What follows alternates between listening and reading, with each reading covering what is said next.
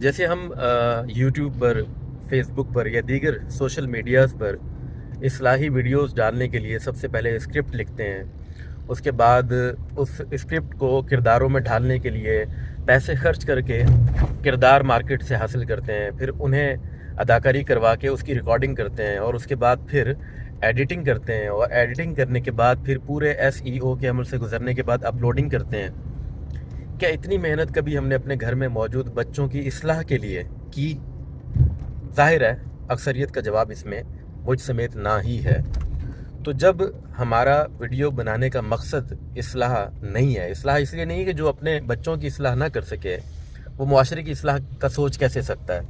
تو آپ ویڈیوز بنا رہے ہیں محض شیئرنگ کے لیے، ویوز کے لیے، تو ظاہر ہے کہ آپ کو بدلے میں سوسائٹی سے جو ملے گا وہ صرف ویوز ملیں گے، شیئرنگ ملیں گی، یا اس کے عوض جو ڈالرز ہیں وہ ملیں گے.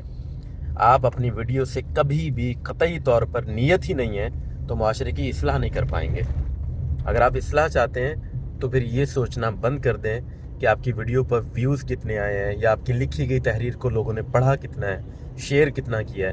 یہ سوچیں کہ اگر اصلاح کی نیت سے لکھی گئی تحریر یا بنائی گئی ویڈیو سے کوئی ایک شخص بھی مستفید ہوتا ہے اور اس کی زندگی میں کوئی پازیٹیو تبدیلی آتی ہے، تو وہ حدیث یاد کر لیا کریں کہ جس کے مطابق کسی ایک انسان کی جان بچانا گویا پوری انسانیت کی جان بچانے کے مترادف ہے.